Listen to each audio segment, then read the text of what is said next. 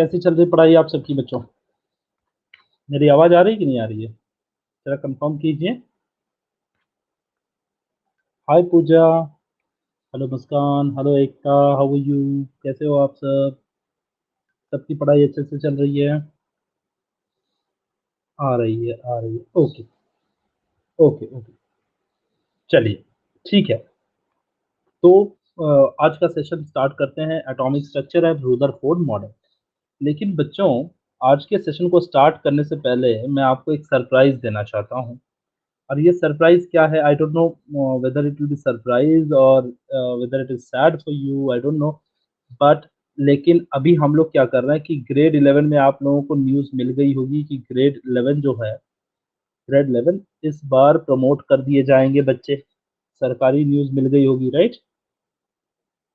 हाँ, हाँ, सबको पता चल गया होगा कि ग्रेड 11th में और 9th के बच्चों को और ग्रेड 11 को क्या हो जाएँगे, प्रमोट कर दिए जाएँगे। और दूसरी बात क्या है कि अब अगर हमारे chapters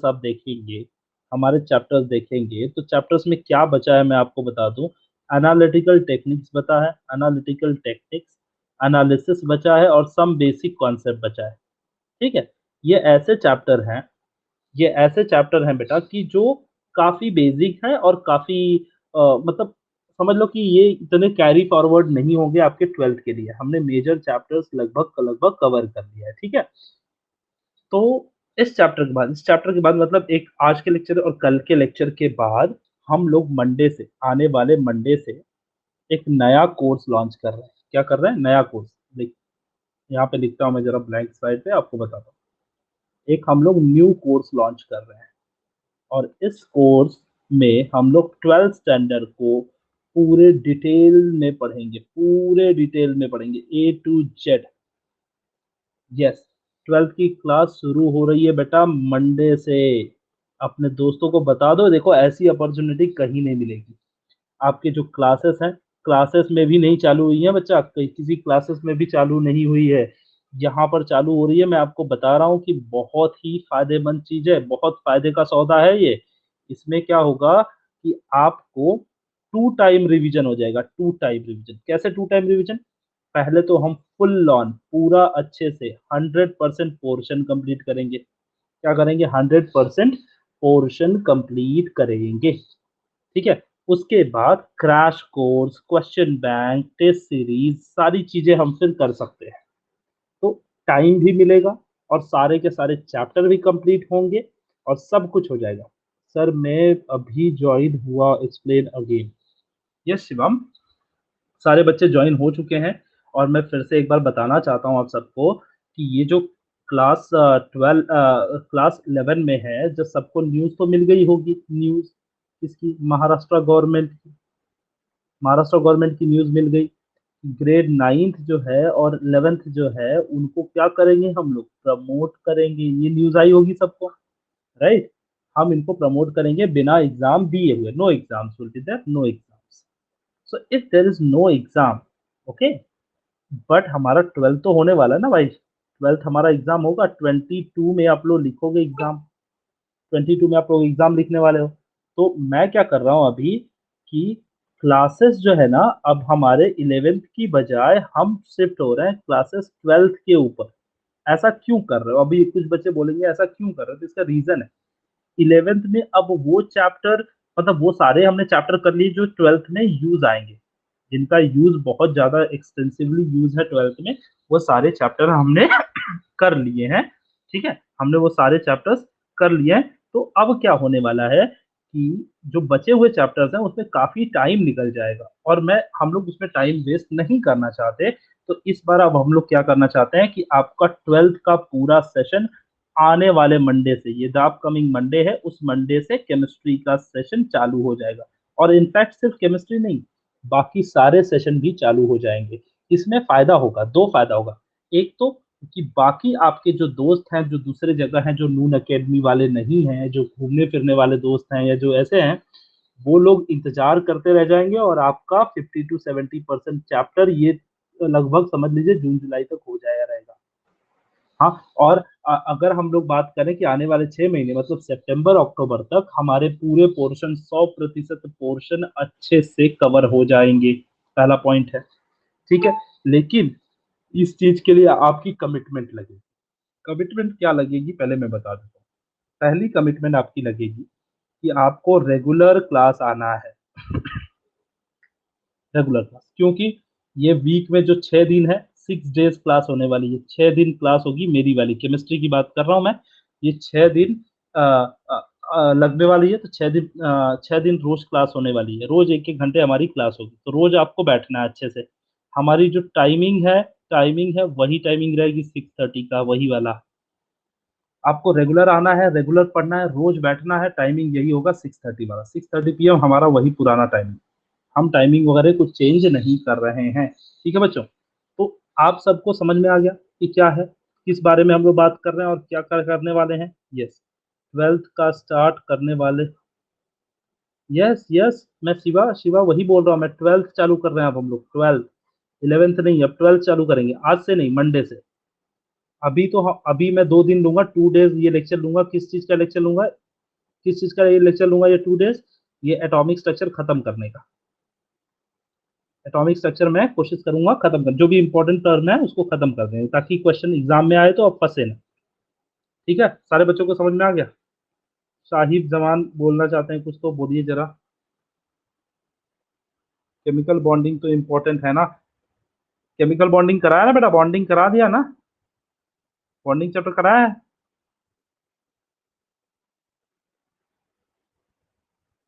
Shivam sir, bonding chapter करा दिया है?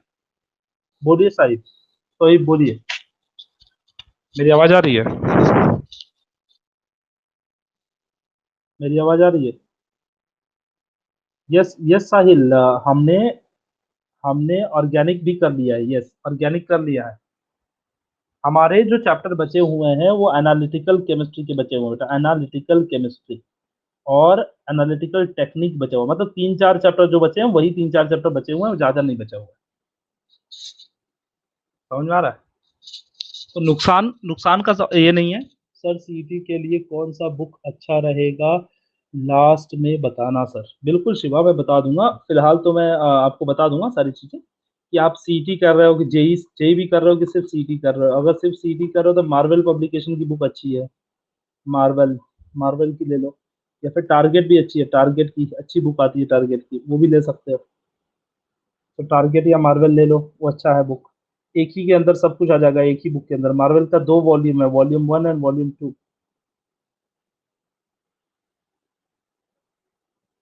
यस यस, झालेला लेक्चर के वॉइस नोट आहे।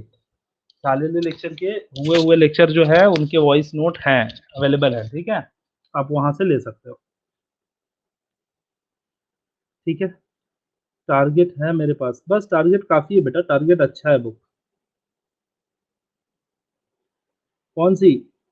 नीट के लिए, जेई के लिए अलग बुक पढ़नी पड़ेगी बेटा। नीट और जेई के लिए सिर्फ इससे नहीं काम चलेगा। नीट के लिए या फिर जेई के लिए आपको रेफरेंस बुक पढ़नी पड़ेगी, रेफरेंस बुक।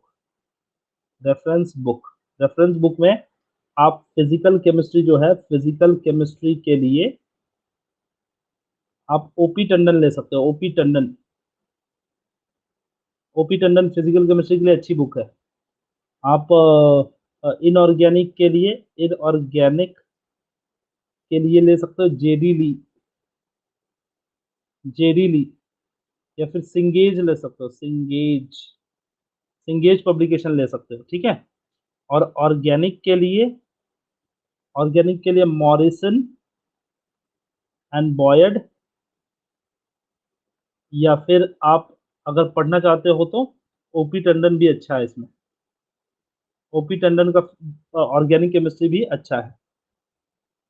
ठीक है, और इन सब को करने के बाद क्वेश्चन बैंक, क्वेश्चन सॉल्व करने के लिए, क्वेश्चंस के लिए, क्वेश्चन प्रैक्टिस के लिए बालाजी पब्लिकेशन की बुक आती है। बालाजी पब्लिकेशन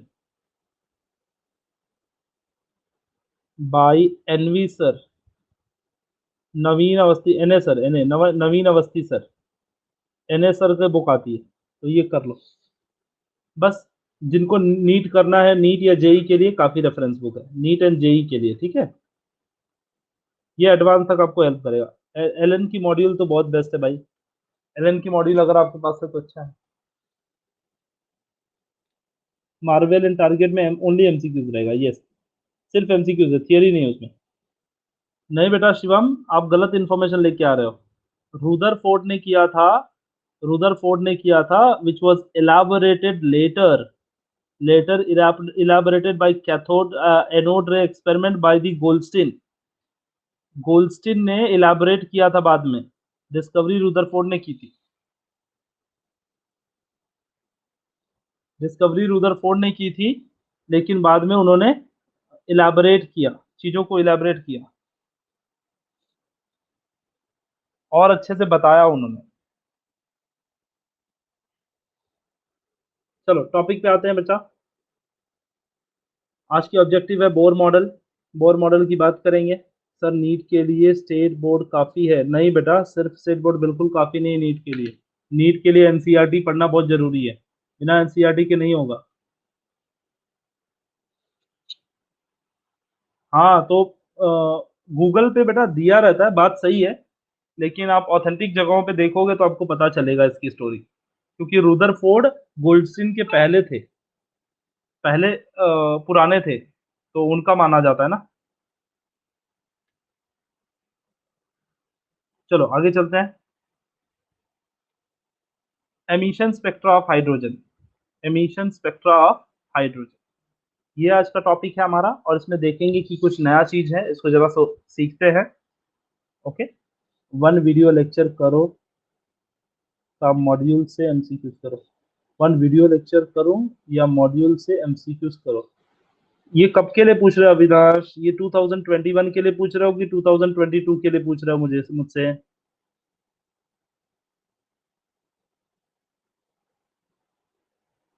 क्या बोल रहे हो?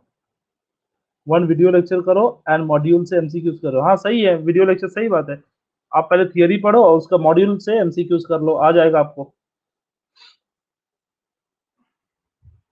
Emission spectra of hydrogen when electrical discharge. Sir NCERT teaching, ये जो मैं सिखा रहा हूँ ना, ये जो सिखा रहा हूँ मैं लगभग, मैं जो कंटेंट बताता हूँ वो कंटेंट लगभग एनसीईआरटी का 99-95% है। ठीक है, एनसीईआरटी का कंटेंट पूरा बताता हूँ बेटा मैं। अगर मेरी क्लास पूरी देख लोगे ना तो भी आपको बहुत ज्यादा कवर हो जाएगा कार्तिक। एनसीईआरटी, एनसीईआरटी का तो कोई प्रॉब्लम ही नहीं है। When electric discharge is passed through the gaseous hydrogen, it emits the radiation. Hydrogen emission spectra was studied by the five scientists in late 90s. पहले मैं बता दूं, ध्यान से सुनिए। When electric discharge is passed through the gaseous hydrogen, gases hydrogen है एक container के अंदर, मान लीजिए गैसेस हाइड्रोजन है, और उसमें से मैंने इलेक्ट्रिकल डिस्चार्ज किया, मतलब इलेक्ट्रिसिटी पास किया, हाई वोल्टेज सप्लाई के साथ क्या किया, इलेक्ट्रिसिटी पास किया। ठीक है, जो भी डाउट रहेगा बेटा मैं लास्ट में एंटरटेन करूंगा, प्लीज।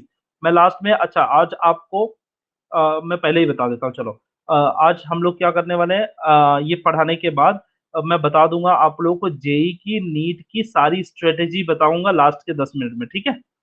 मुझे याद दिलाना आप लोग, तब मैं बताऊंगा लास्ट के 10 मिनट में। तब तक सब लोग जुड़े रहिए, सब लोग बने रहिए इस पे, ठीक है। हम लोग लास्ट की स्ट्रेटेजी बताऊंगा, पक्का बताऊंगा, अगर आप लोग ये देखोगे। सर आप एनसीईआरटी पढ़ाओगे? वो तो मैं नहीं जानता बेटा, कि अगर कोर्स लॉन्च होगा तो बिल्कुल पढ़ाऊंगा, ठीक है। एनसीईआरटी का मैं आपको आइडिया दूंगा, सचिन सचिन मैं आइडिया दूंगा, और आपको बताऊंगा भी कि कुछ सोर्सेस ऐसे हैं कि जिन सोर्सेस से आप कर सकते हो, आप बिल्कुल टेंशन मत लो, ठीक है सचिन। मैं हेल्प करूंगा आपका, टेंशन मत लो, अगर जरूरत होगी तो मैं हेल्प करूंगा बिल्कुल।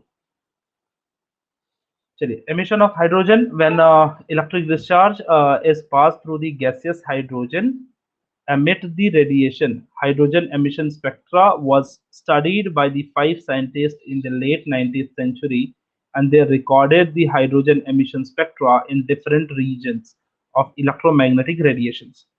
The spectra were not continuous. Spectra were not continuous and comprised of the series of lines corresponding to the different frequencies.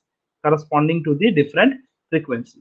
Emission of the line spectrum of hydrogen. Emission of the line spectrum of hydrogen. Paschen series. Balmer series, Lyman series. तो ये कुछ series थे। मतलब अगर hydrogen के अंदर electrical discharge करते हैं तो कुछ लाइन ऑब्जर्व होती हैं, कुछ स्पेक्ट्रा ऑब्जर्व होती हैं, जिनको बोलते हैं हाइड्रोजन स्पेक्ट्रा। यूट्यूब में चैनल, फिजिक्स वाला चैनल फॉर नीट। हाँ, ऐसे बहुत सारे अविनाश, अच्छे अच्छे भी और भी चैनल हैं। शायद हम लोग आपको एक अभी बता नहीं रहा हूँ मैं, क्योंकि अभी हमारा डिसीजन नहीं हुआ है। लेकिन मैं फिर भी आपको बता दूं कि नून एकेडमी भी नीट लेके आने वाली है। नीट या जेई लेके आने वाली है प्योरली, जिसमें हम लोग प्योरली जेई पढ़ाएंगे। ठीक है। बट ये अभी थोड़ी सी सरप्राइज है, इसके ऊपर वर्कआउट कर रहे हैं हम लोग। और एज सुन एज पॉसिबल होगा तो हम लोग इसके ऊपर काम भी करेंगे, बिल्कुल।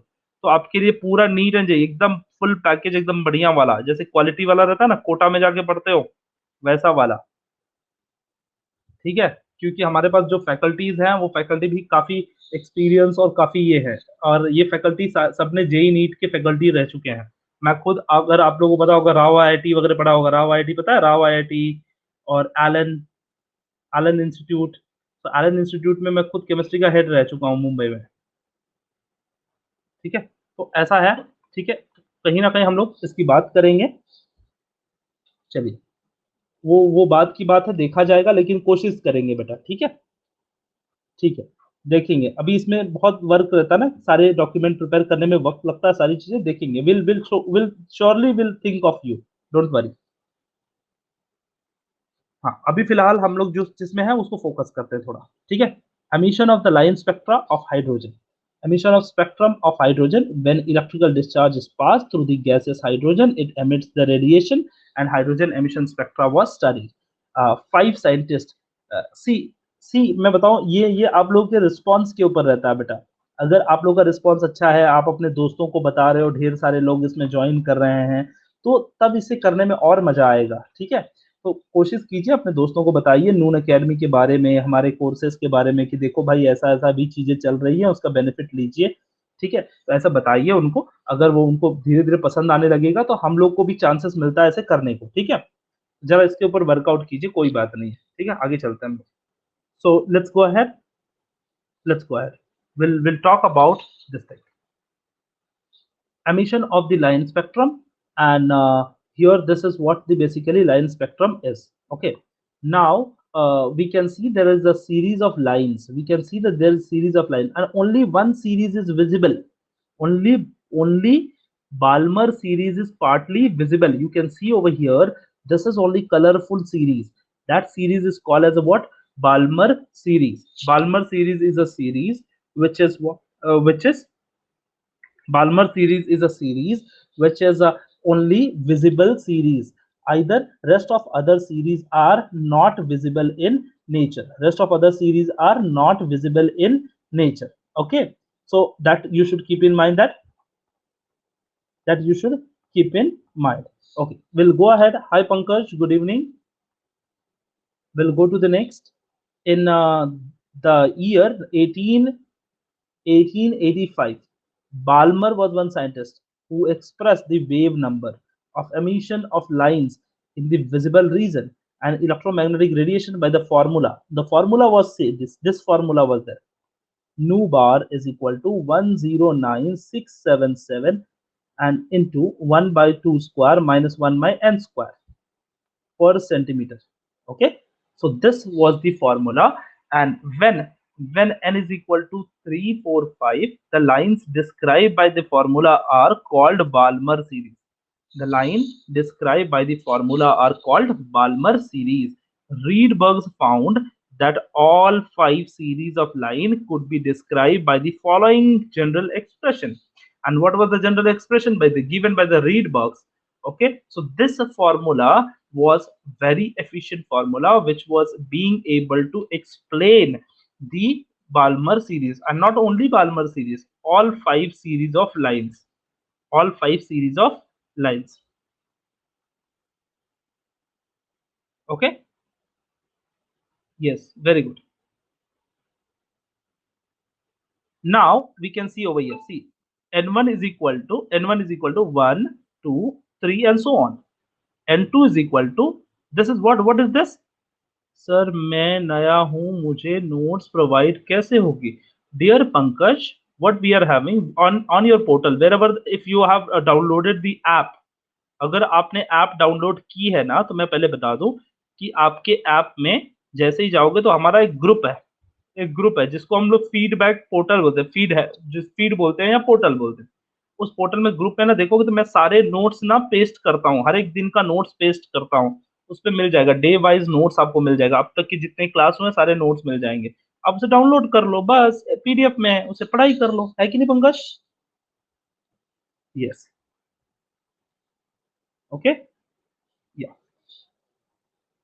we'll go to the next. Okay, the value is what? 109677 per centimeter.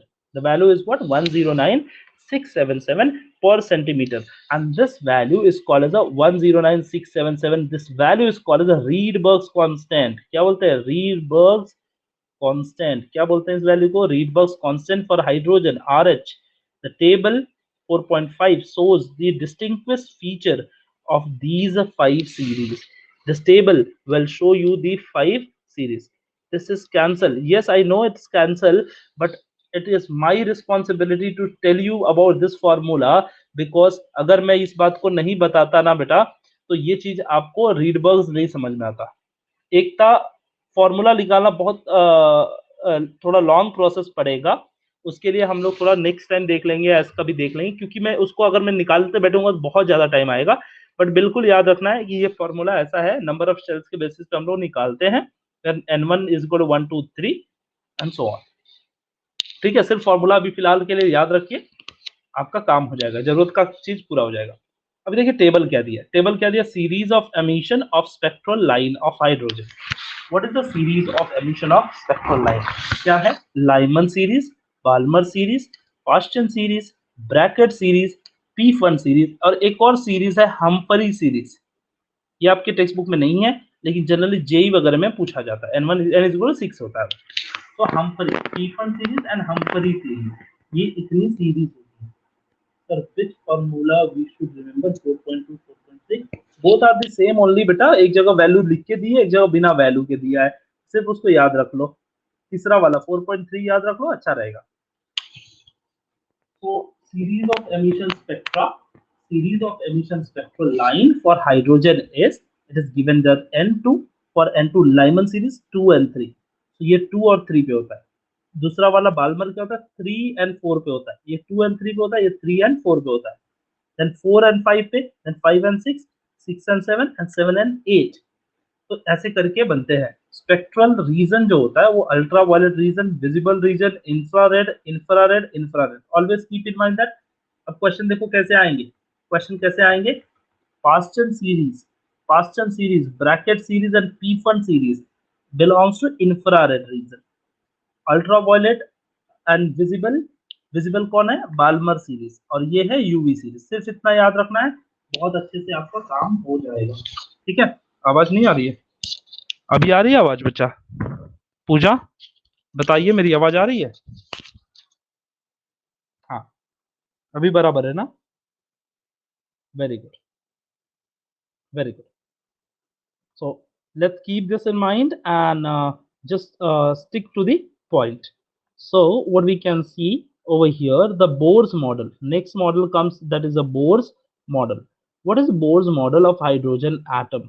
पहले तो हम लोग समझ लेते कि बोर कौन थे? नील बोर थे, जिन्होंने क्या बताया? स्ट्रक्चर बताया। किसका? रूदरफोर्ड के मॉडल के बाद आए थे। रूदरफोर्ड का एटॉमिक मॉडल था, उसके बाद आया बोर्स। बोर ने स्ट्रक्चर बताया, और बोर ने कुछ पोस्टुलेट भी दिया, कुछ थियोरी दिया। ठीक है, उस पोस्टुलेट को अभी हम लोग पढ़ेंगे और उसको देखेंगे कि थियोरीज क्या थी रूदरफोर्ड की, उनके बोर की मॉडल की थियोरी क्या थी, वो हम लोग देखेंगे। बोर की मॉडल की थियोरी देखने से पहले मैं चाहता हूं कि आप 5 मिनट के लिए रिफ्रेश हो जाएं। रिफ्रेश होना मतलब क्या है? हम एक छोटा सा ब्रेकआउट्स लेंगे। ठीक है, ठीक है बच्चों, एक ब्रेकआउट लेंगे और इस ब्रेकआउट में थोड़ा सा रिफ्रेश करेंगे अपने आप को। अब बताइए कौन से चैप्टर का ब्रेकआउट लेना है? इसी चैप्टर का लेना है? यही चैप्टर का, एटॉमिक स्ट्रक्चर का ले लूं? Yes, very good, that's enthusiasm I want. Good going, बहुत अच्छे बच्चों। तो चलिए हम लोग जरा ब्रेकआउट ले लेते हैं। और इस ब्रेकआउट क्वेश्चन में थोड़े टफ क्वेश्चन आएंगे, टाइम मैं अच्छे से दूंगा, आप बिल्कुल टेंशन मत लेना, टाइमिंग मैं दूंगा, लेकिन आपको क्वेश्चन थोड़े से इजी और टफ दोनों का मिला के हम लोग पढ़ेंगे, ठीक है। जरा देख लेते हैं, क्वेश्चन पूछ लूं जरा आपसे अच्छा सा, एक प्यारा सा क्वेश्चन पूछ लेता हूं मैं। हाँ, in the spectrum of hydrogen atom, जो अभी मैंने बताया उसके बेसिस पे, चलो मैं आपको 3 मिनट का समय देता हूं और इसका आंसर जरा फटाफट कीजिएगा। In emission spectra the hydrogen atom the Balmer series falls in. सोचिएगा, सारे क्वेश्चन सोचना है, सारे ऑप्शन सोचना है। आपको मैंने थोड़ी देर पहले टेबल दिखाया था।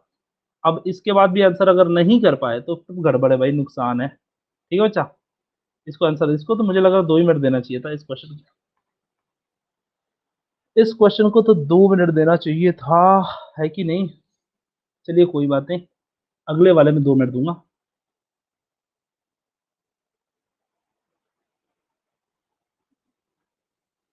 हाँ, इसमें 2 मिनट मुझे देना चाहिए था, क्योंकि ये मुझे लग रहा है कि तुम लोग कर जाओगे, बहुत जल्दी से कर पाओगे। लेकिन अच्छा चल ठीक है, टाइम मिला है तो सारे बच्चों 100% 100% देना आंसर आप लोग, ठीक है। सारे बच्चों आंसर 100% देना। Wow, 100% correct answer is there. Balmer series falls in which type of series? It is a Balmer series is a series which comes under the visible region. Balmer series जो होता है वो visible region में आता है। बिल्कुल सही जवाब दिया, इसको थोड़ा टाइम ज्यादा मिल गया मुझे लग रहा है, बट ठीक था, जस्टिफाइड था, ऐसा कोई इशू नहीं था। क्यों? क्योंकि थोड़ा सोचने के लिए वक्त भी चाहिए होता है, आई अंडरस्टैंड, ठीक है। तो मैं थोड़ा एक और क्वेश्चन लेके आता हूँ आपके लिए, जो पढ़े हुए क्वेश्चन है और काफी आसान है। आसान भी इतना नहीं होगा, बट मैं देख लेता हूँ जरा कैसा क्वेश्चन है जरा। हाँ, ये डिजर्व करता है 2-3 मिनट, ये डिजर्व करता है ये क्वेश्चन। इसको जरा सोचिएगा, जरा इसको क्वेश्चन को सोचिए, सारे ऑप्शन ध्यान से पढ़ना बच्चा। मैं, आप इसको समझ लो कि एक नीट की ट्रेनिंग का है, क्योंकि नीट वीट के लेवल का क्वेश्चन है ये सब, ठीक है। नीट के पेपर में से लाया गया क्वेश्चन है, और इसको ध्यान से सोचना है, इस क्वेश्चन को अच्छे से प्रेम से सोचना, सारे ऑप्शन पढ़े बिना मार्क मत करना, पहले बता रहा हूं मैं। अच्छे से पढ़ना, अच्छे से करना, ये हो जाएगा, ये इजी था, ठीक है। आगे कीजिए, ये वाले क्वेश्चन को कीजिए एकदम फटाफट। अगर आपको पता चल जाए क्वेश्चन कैसे आते हैं ना, तो आपको समझ में आने लगेगा, ये मैंने बता दिया।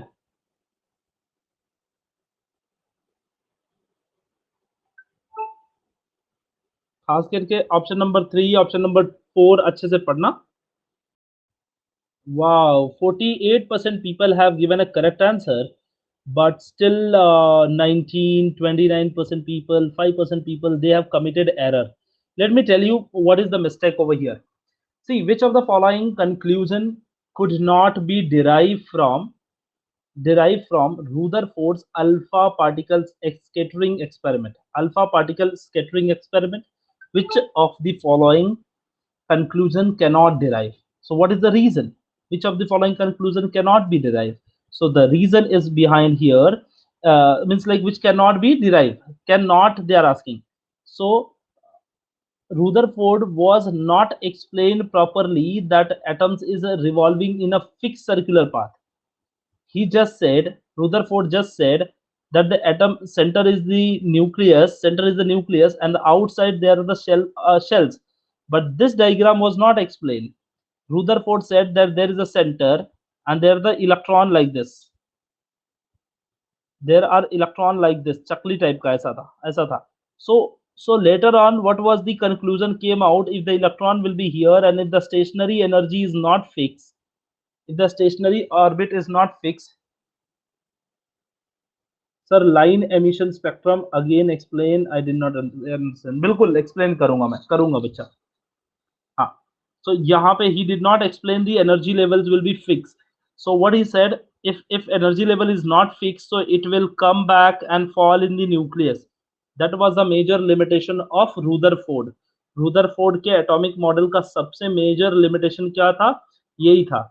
तो इसीलिए option number 1 was correct answer, that which cannot be determined, which was not explained, which cannot be derived. Okay, so option number A was correct answer. Rest of other was uh, like the not the answer. Okay, it was not the answer.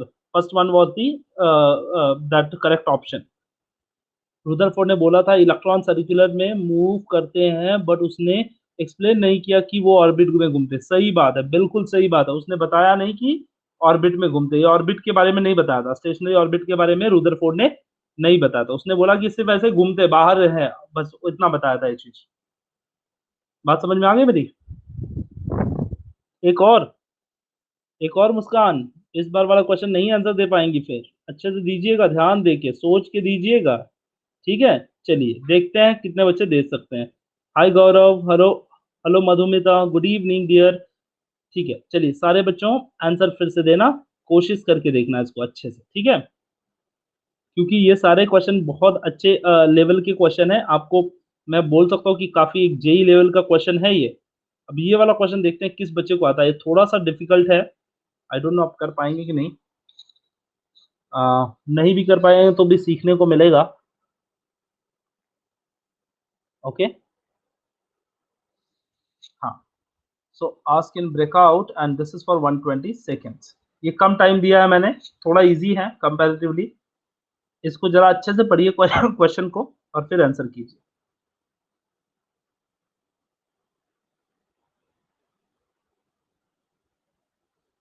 Sir पताल मात, क्या बोल रहे हो बेटा?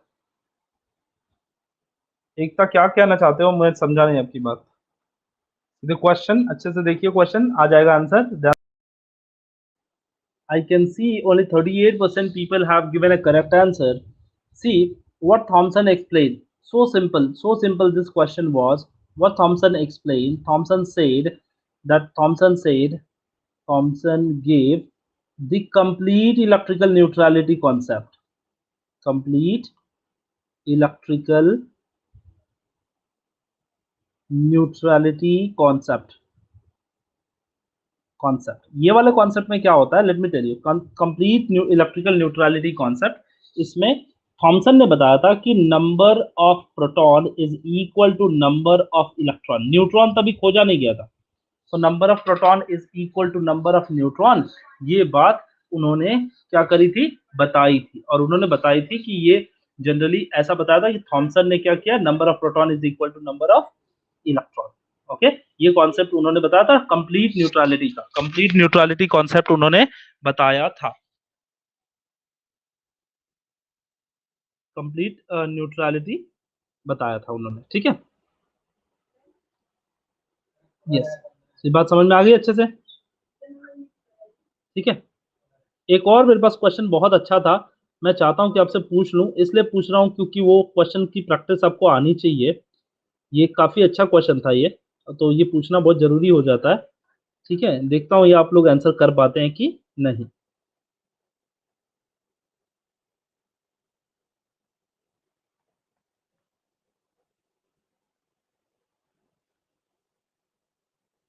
ये वाला शायद मैंने पूछा था कि नहीं पूछा था, आई डोंट नो। अगर पूछा होगा तो इसको जरा जल्दी से फटाफट कर लेना, क्योंकि इसके ऊपर भी क्वेश्चन कई बार आए हैं और ये दिखा रहा है कि कई बार ये रिफ्लेक्ट कर रहा है। ये अगर जिसको पूछा होगा, जिस बच्चे को पता होगा, कोई बात नहीं है, जरा इसको मार्क कर लेना। लेकिन जिसे नहीं पता होगा वो प्लीज इसका आंसर करे, क्योंकि ये क्वेश्चन मुझे देखने में, जब जहां पे मैं देख रहा हूँ वहां पे कई बार पूछा गया, कई बार पूछा गया इस क्वेश्चन को, ठीक है? इस क्वेश्चन को जरा देखिए, अगर आपको कॉन्फिडेंट लग रहा है तो ठीक है, नहीं तो कोई बात नहीं है, मैं इसका आंसर बताऊंगा। मार्क कीजिएगा जरा। विच of the following statement is not correct about the characteristic of cathode रे? कैथोड रे के बारे में कौन सा स्टेटमेंट करेक्ट नहीं है? देखो, देखो बहुत सारे बच्चे लोगों ने गलत आंसर दे दिया, करेक्ट नहीं है लिखा था, can not, it's not correct. क्योंकि ये क्वेश्चन मैंने पहले बार भी बताया था कि ये क्वेश्चन काफी इंपॉर्टेंट क्वेश्चन है, ये कई बार आया है। आप बिलीव नहीं करेंगे, ये जेई का क्वेश्चन, जेई में आ चुका है ये क्वेश्चन एक बार, जेई मेंस में। और इस क्वेश्चन में क्या है, characteristic of cathode ray depend upon the nature of gas present in the cathode ray. नहीं, मैंने बताया था, याद करो, मैंने बताया था उस दिन कि यहाँ पे which can not, this which of the characteristic is not correct, which of the characteristic is not correct. इन्होंने क्या बोला, characteristic of cathode ray depend upon the nature of gas. No, it is independent. This is independent. मैंने बताया था ना, याद करो। मैंने बोला इसके अंदर किसी ने पूछा था कौन सी गैस लेंगे सर, तो मैंने बोला हाइड्रोजन भी ले सकते हो, आर्गन भी ले सकते हो, कोई भी गैस ले सकते हो, और वेरी लो प्रेशर पे ले सकते हो, ठीक है। याद करो, low pressure and high voltage supply मैंने बोला था, ठीक है। तो इस टाइप के क्वेश्चंस जनरली पूछे जाते हैं जो आपके दिमाग को हिट करेंगे, बोलेंगे कि यार ये तो पढ़ा है, लग रहा है मैंने रिवीजन नहीं किया, ऐसे टाइप का। तो ये देखिए, आर्गन गैस, और जो गैस के ऊपर डिपेंड नहीं करता है, लेकिन आपके प्रॉपर्टी में इसमें क्या लिखा है, गैस के ऊपर डिपेंड करता है, तो गलत बात लिख दिया है, ठीक है कि नहीं। तो आपका सही आंसर क्या होगा, डी आंसर सही आंसर होगा। आपका करेक्ट आंसर क्या होगा, D. D will be the correct answer. समझ में आ रहा है? सचिन, साहिल, प्रतीक्षा, सारे बच्चों समझ में आ रहा है आप सबको? हाँ, पटेल, मुस्कान, समझ में आया आपकी बार? ऐसे क्वेश्चन आते हैं जेई में, जेई वगैरह में ऐसे क्वेश्चन आते हैं। एक कुछ क्वेश्चन ऐसे भी हैं जिनके न्यूमेरिकल आप किए नहीं हो, नहीं तो मैं न्यूमेरिकल वाले क्वेश्चन पूछ सकता था। अब आप लोग कर पाओगे कि नहीं कर पाओगे, आई एम नॉट श्योर, क्योंकि उसके लिए प्रैक्टिस लगेगी और आप लोगों ने अभी तक उसकी प्रैक्टिस करी नहीं है, ठीक है। तो ऐसे टाइप के क्वेश्चन आएंगे आपको। और क्वांटम नंबर के क्वेश्चन तो अभी अब क्वांटम नंबर कर नहीं पाओगे, क्वांटम नंबर किए नहीं हो।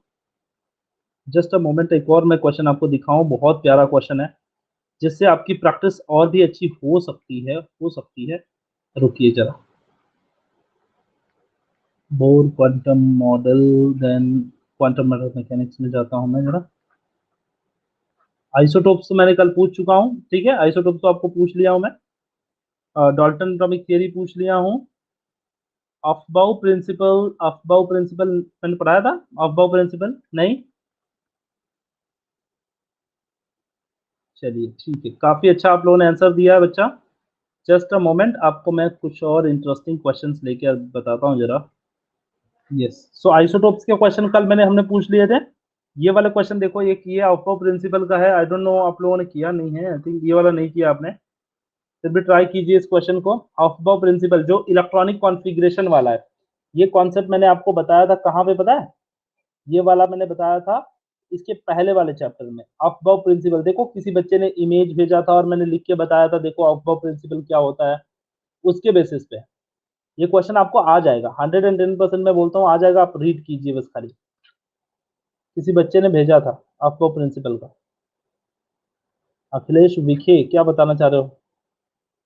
इजी वाला पूछो न्यूमेरिकल पर। न्यूमेरिकल न्यूमेरिकल में से 2-3 मिनट देना पड़ेगा उसको।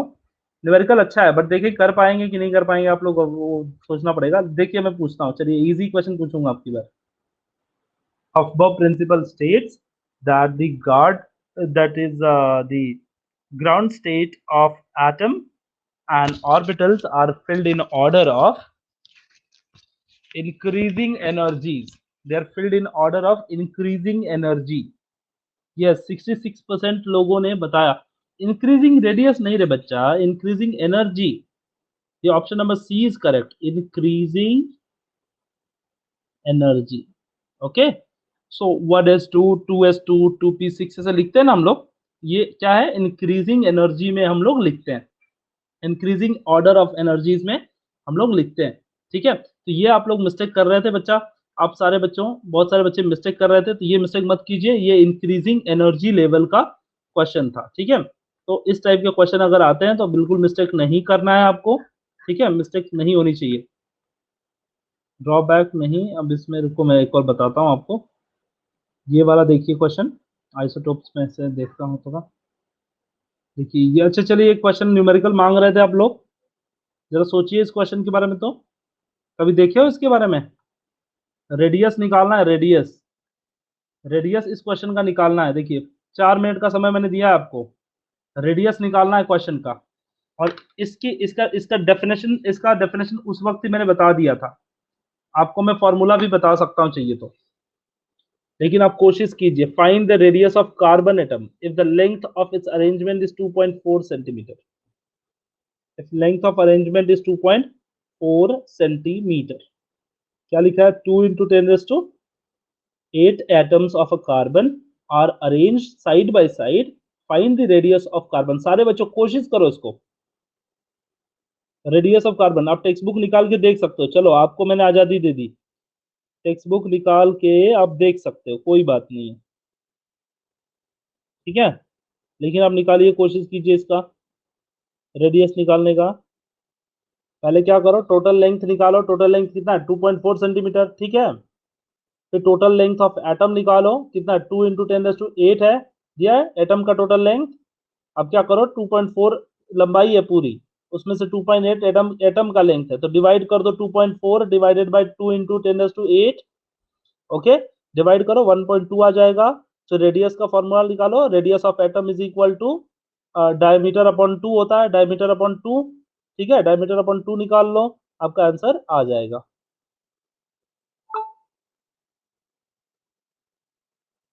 डायमीटर अपॉन 2, एकदम आसान सा क्वेश्चन है, एकदम इजी क्वेश्चन पूछा हूँ, कुछ मेहनत नहीं है।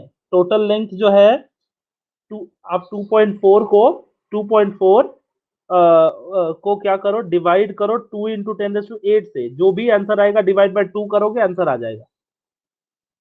ठीक है, बात मेरी समझ में आ रही है? मैं लिख नहीं सकता हूँ अभी, यहाँ पे लिखाता नहीं है ना, पहले लिखाएगा नहीं, जब चालू हो जाएगा तब दिखाएगा, तब तक सॉल्व कीजिए। एकदम इजी क्वेश्चन था, देखते हैं कितने बच्चे आंसर करते हैं इसको। मैं सॉल्व करके दिखाऊंगा बिल्कुल। वाह, कितना अच्छी बात है, किसी बच्चे ने टच ही नहीं किया मेरे आंसर को। एक भी बच्चे ने सही आंसर नहीं दिया है। एक भी बच्चे ने सही आंसर नहीं दिया है।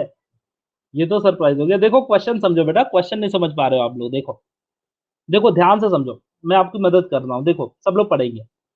2 इंटू 10⁸ एटम, ठीक है, 2 इंटू 10⁸ एटम, इतने एटम है, इतने नंबर ऑफ एटम है। ठीक है बेटा, ध्यान से देखो, 2 into 10⁸ atom of carbon arrange side by side, find the radius of carbon. कितना इजी है भाई, अगर अरेंजमेंट का लेंथ 2.4 है तो कितना इजी है कि कोई बच्चा भी कर लेगा भाई, एकदम बच्चा भी कर लेगा। देखो कोई न्यूमेरिकल नहीं था ये। 2.2 इंटू 10⁸ एटम, तो एक एटम होगा, 2 3 4 5 6 7 8 9 10, ऐसे करके ना कितना जाना है, 2 इंटू 10⁸ एटम क्या हो रहा है, अरेंज हो रहा है, एक लाइन में अरेंज हो रहा है। तो जिसकी लेंथ क्या है, टोटल लेंथ कितना हो रहा है, 2.4 सेंटीमीटर है। टोटल लेंथ कितने है, 2.4 सेंटीमीटर। अब तुमको क्या पता रहना चाहिए, खाली सिर्फ पता चल रहना चाहिए एटम जो होता है, एटम का डायमीटर कितना होता है। एक एटम का डायमीटर डायमीटर डायमीटर डायमीटर जुड़ जाएगा ना पूरा, तो 2.4 होएगा। तो मैं क्या करूंगा, 2.4 को डिवाइड कर दूंगा, डायमीटर देखो दिया हुआ है कितने से, सॉरी, हाँ, तो कितना एटम दिया है, कितना एटम दिया है, 2.2 इंटू 10⁸ को मैं क्या करूंगा, डिवाइड कर दूंगा, तब मेरे एक एटम का डायमीटर आ जाएगा कि नहीं, ये डायमीटर आएगा कि नहीं आएगा, एक एटम का जगह आ जाएगा ना, इसको डिवाइड कर दूंगा तो। जब एक एटम का जगह आ जाएगा तो इसको करोगे तो कितना आएगा, 1.2 इंटू 10⁻, इसको ऊपर लेके जाओ, इसको ऊपर लेके जाओ, इसको ऊपर लेके जाओगे तो 10⁻⁻8 हो जाएगा, होगा ना, 1.2 इंटू 10⁻8। हाँ, अभी ये डायमीटर है, लेकिन रेडियस पूछा है, रेडियस, और ये सॉरी, ये 2.4 क्या है, मीटर है, सेंटीमीटर है, दिस इज सेंटीमीटर, और ये मीटर में होता है, इसने ये मीटर मतलब, इनको क्या करो, -10 हो जाएगा, ये -10, कुछ तो ये -10 हो जाएगा। ठीक है, ये -10 हो जाएगा, क्योंकि ये हम लोग उसको मीटर में करेंगे, रेडियस को। ठीक है, इसको हम लोग मीटर में करेंगे तो -10 हो जाएगा। अब ध्यान से देखो, हमारा डिस्टेंस क्या है, डायमीटर कितना आ गया, 1.2 इंटू 10⁻⁸ सेंटीमीटर, या फिर -10 मीटर हो गया। तो हम लोग क्या करेंगे, डिवाइड बाय 2 करेंगे, तो क्या आएगा मेरा, रेडियस आएगा कि नहीं आएगा, रेडियस आएगा ना, डायमीटर का डिवाइड बाय 2 करोगे तो रेडियस आएगा। इसको डिवाइड करो, 0.6 इंटू 10⁻10 हो गया, तो ये करोगे 6 इंटू 10⁻11 हो गया। आंसर आपका क्या आया, बी आया ना, बी आया कि नहीं आया, मीटर में आंसर आया, मीटर में। किस बच्चे को दिक्कत है भाई, 2.8 एटम से एक ही लाइन में अरेंज कर दिया, एक एटम का अपना को डिस्टेंस निकालना था, है कि नहीं, नहीं समझा, रिपीट, क्वेश्चन पढ़ने आता है, क्वेश्चन पढ़िए एक बार, एक बार क्वेश्चन पढ़िए बेटा। क्वेश्चन देखिए क्या लिखा है, 2 into 10⁸ atoms of carbon are arrange, question समझिए, 2.8 atom of carbon, question question word नहीं बोल रहा हूँ, 2 into 10⁸ atom of carbon are arrange side by side, side by side arrange करो, तो देखो ऐसे अरेंज किया, साइड बाय साइड ऐसे अरेंज किया, कितना 2.8 एटम, तो उसका पूरा डिस्टेंस कितना मिलता है, 2.4 सेंटीमीटर मिलता है, 2.4 सेंटीमीटर डिस्टेंस बनता है। ठीक है, तो मुझे एक एटम का डिस्टेंस निकालना रहेगा तो क्या करूंगा मैं, ये क्या करूंगा, 2.4 को डिवाइड कर दूंगा ना, जितना डिस्टेंस 2 इंटू 10⁸ से, मुझे एक एटम का डिस्टेंस मिल गया। इस डिस्टेंस को क्या बोलते हैं, डायमीटर। डायमीटर को क्या करूंगा, जितना डिस्टेंस मिलेगा उसको डिवाइड करूंगा 2 से, तो रेडियस आ गया बस। समझे गौरव, आया कि नहीं आया? गणेश, गणेश समझ में आया? हाँ हाँ। चलिए, तो आज के सेशन में इतना ही, काफी अच्छा हम लोगों ने एक्सप्लोर किया। मैं आपको फिर से रिमाइंड कर दूं कि जल्दी ही हम लोग 12th का क्लास लेके आ रहे हैं, मंडे से चालू हो रही है हमारी 12th की क्लास। तब तक के लिए इस एटॉमिक स्ट्रक्चर को, कल का एक और क्लास होगा उसमें हम लोग कवर कर लेंगे, ठीक है। चलिए, आज के सेशन के लिए इतना ही। धन्यवाद, thank you so much for joining me, take care.